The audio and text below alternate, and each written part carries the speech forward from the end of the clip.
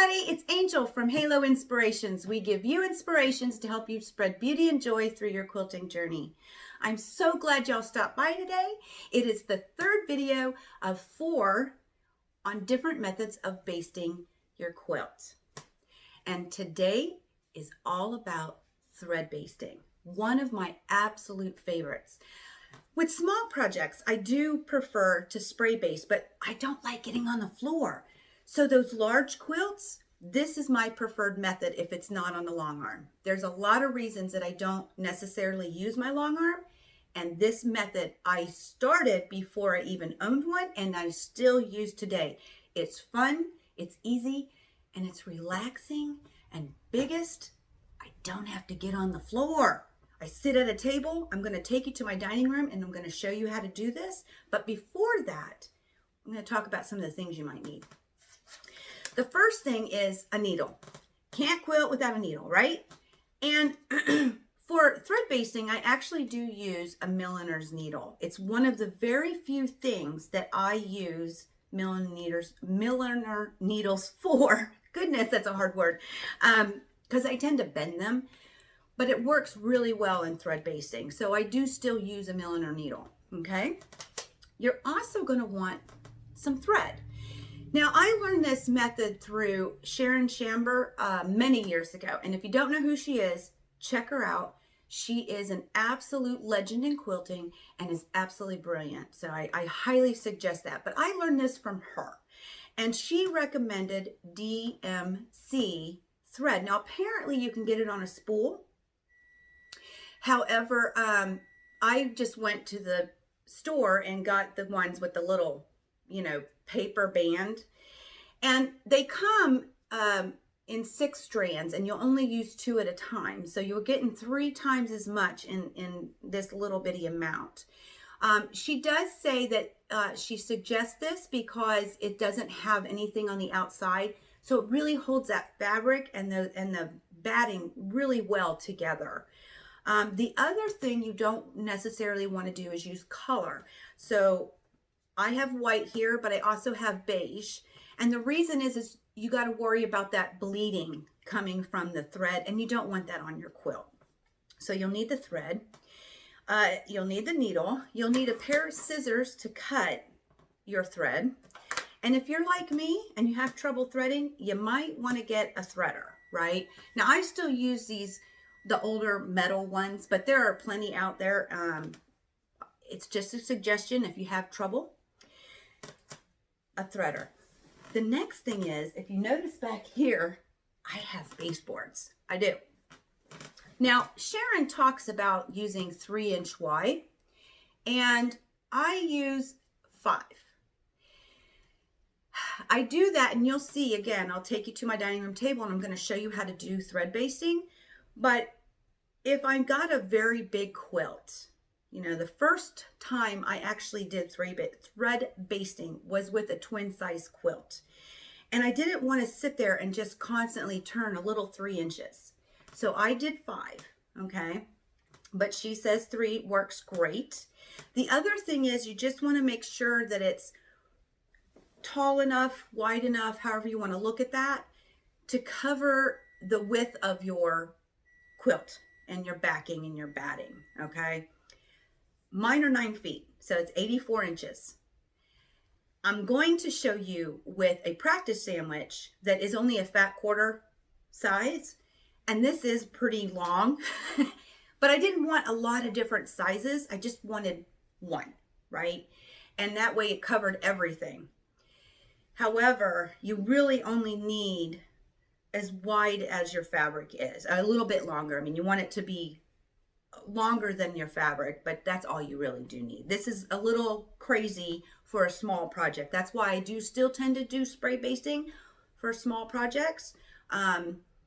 But this works great for large quilts, so I don't have to sit on the floor. So 3 inches is good, as wide or as long as a little longer than your quilt top and batting and backing. And she suggests that you could just get the pre-painted ones from any hardware store that sells baseboards. They do have them. Mine is pre painted and I don't have to worry about it. It's not coming off on the fabric. It makes it really easy to handle. It's great. The other thing that you'll need, of course, is your quilt top, some batting, and your backing. A table to put it on and a chair to sit in, and just that moment of time to enjoy and relax and get it done. So I'll see you in a minute because we're going to my dining room table and I'm going to show you how to do this. See you in a minute. To get started, you're going to want to take your backing and you want to lay it so the right side is down on the table. The wrong side is facing up, okay? Then you want to take your topper and you want to put it exactly where it should be when you have basted. Now, I am doing a fat quarter size practice sandwich. However, if you were actually doing a quilt or a wall hanging or something that you were going to free motion quilt or even hand quilt, you would want to make sure that your backing and your batting are at least a hand's width extra, okay? And the reason for that is when you are free motion quilting, having that extra will allow you to move right along this edge. However, this is just a practice sandwich. I just wanted to point that out, okay? You still want to do that. That when you place the topper on top, you really want to make sure that the right side is facing up. So both wrong sides are together. The backing, right side is down towards the table. Topper, right side is facing up. Okay? Notice I don't have the batting yet. The next step we're going to do is we're going to take our baseboards and get this set up. Okay, at this point, you want to go ahead and grab your board and set it down. Now you can see with this smaller project that a 3-inch wide trim or baseboard would be a lot more beneficial, but with a larger quilt, it helps to roll less, okay, in my opinion. Now again, if this is a 9-foot board, and truly, you just need about a hand width, about 4 or 5 inches bigger than the backing. Because remember, your backing is bigger than your top. So you'd want this just to be 4 or 5 inches on either side longer, okay?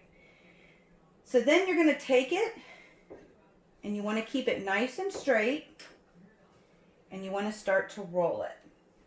And when you're rolling it, you want to make sure that you're staying straight. You can see how you can see how it is rolling, and you want to keep that nice and straight. Okay? Alright, then you'll grab your next board and you'll lay it down on top of the backing, and you're going to go ahead and roll that. Pull it closer. Pull the whole thing towards you. Now the great thing about this is that you don't have to worry about clamps. You don't have to tape. The weight of the boards are keeping that together. Okay? Just roll them out.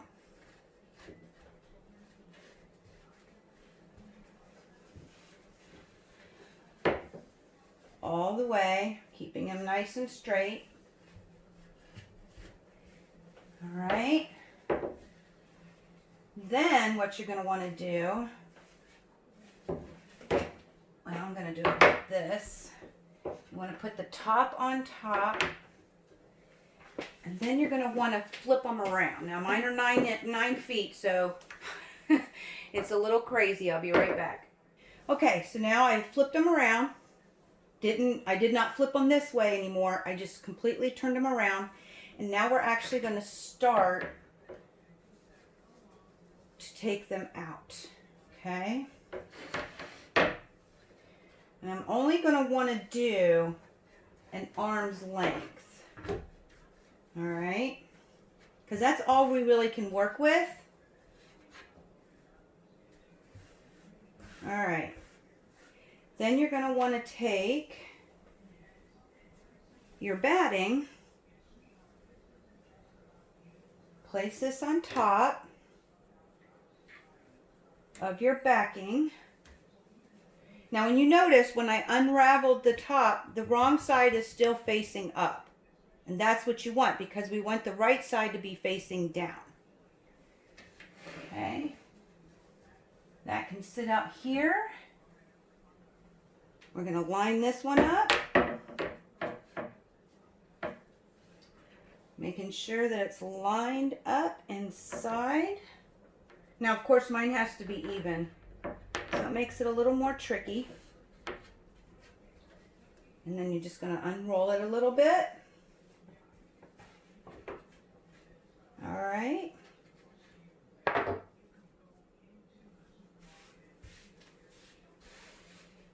And actually, I'm going to unroll one more of my backing.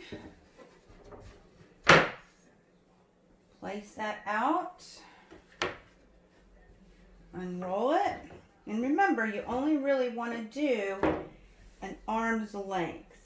Okay, making sure everything's spread. And you know, at this point, you can actually really clean everything up that you really needed to. All right. And now we're ready to baste.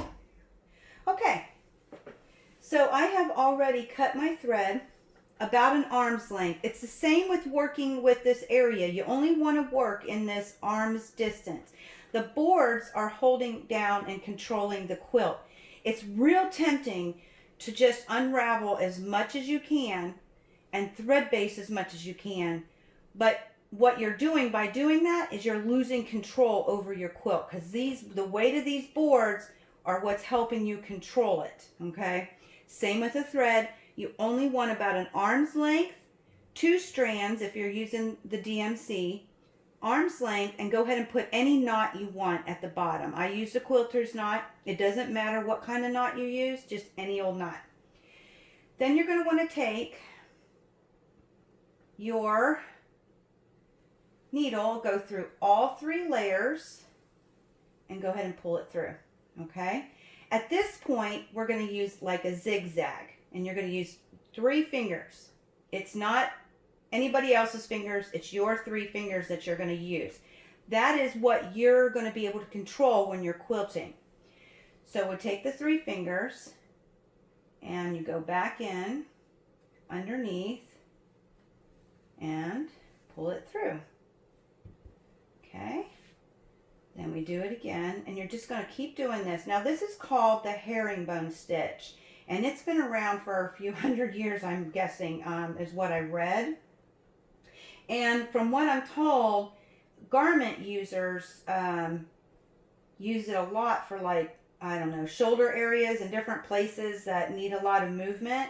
And it'll move, but it will always go back to where it was basted to, which is such a bonus with quilting, because once this is thread basted, you're going to be able to fold this up and store it any way you like until you're ready to quilt it, and it's going to stay. The fabric is not going to shift. Beautiful, beautiful, beautiful concept. Now, it's real important that you do get the edges as much as you can, okay, to be as close as possible. And you just want to keep on going.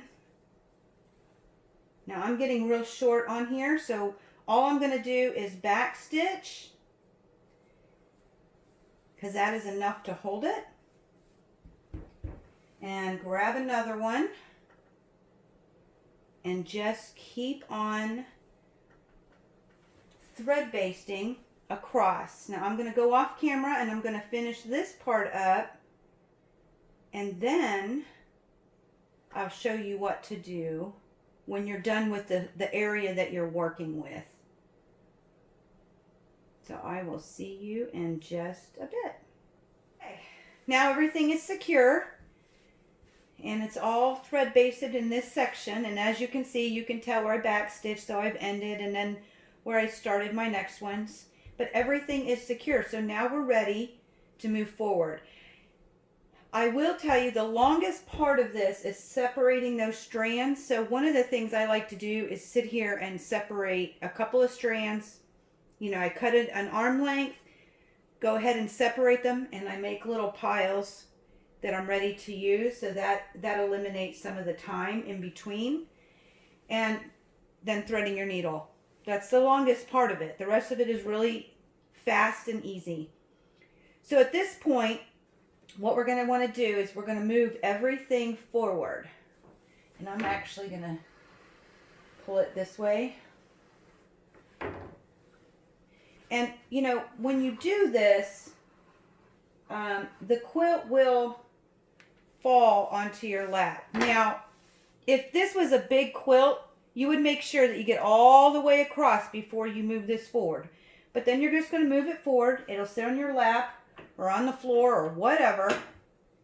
And then we're going to unravel the rest. And I like to use the board to hold down the backing. Now remember, I've gone all the way to the edge because I'm doing a practice sandwich, but you would want to make sure that you had enough backing or batting all the way past your topper, okay?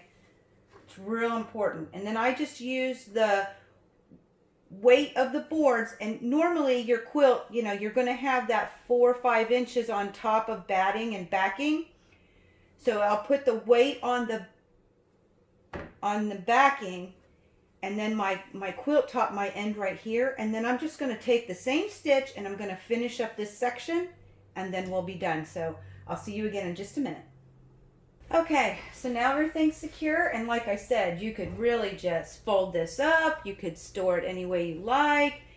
When you're ready to quilt it, you can just lay it out. Everything goes back to the way it was. This is absolutely beautiful.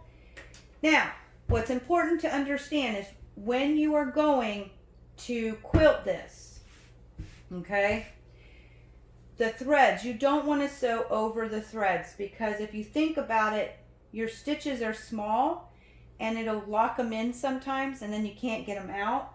So all you're going to want to do, let's say you're going to start in the center area here, you're just going to clip these up. You're just going to pull them out, give you enough space to really get started. That's where you're going to do your free motion quilting. You get to the next spot, you just clip, pull them out. Really, it's that easy. No big deal. And you're ready to sew some more. And you can do the area that you're working in, and that's really the rest of this is going to stay in shape. So even if you needed to pause, as long as you have this area stitched, you can again store it and ready to go for the next time that you're ready to free motion quilt. So that's it in a nutshell. I hope this was helpful, and I'll see you all in just a bit. And there you have it, Thread Basting 101. It's fun, it's easy, it's relaxing, and best part of all, you don't have to get on the floor for those large quilts. I love it, and I hope that you will be intrigued enough to try it, because I think you'll love it too. If you have any questions, please don't hesitate to drop them below in the comments, or you can email us. Or this afternoon, I will be on Facebook Live on our Facebook page, which I'll put a link below, and you can come this afternoon and I'll answer any questions that you may have live, okay? And even if you don't have any questions, I sure hope you'll come out and take a visit. We would love to see you there. If you like this video, please like, share, and subscribe. And until next time, may you continue to be inspired, productive, and joyful, and never stop making those dreams in quilting come true. See y'all next week.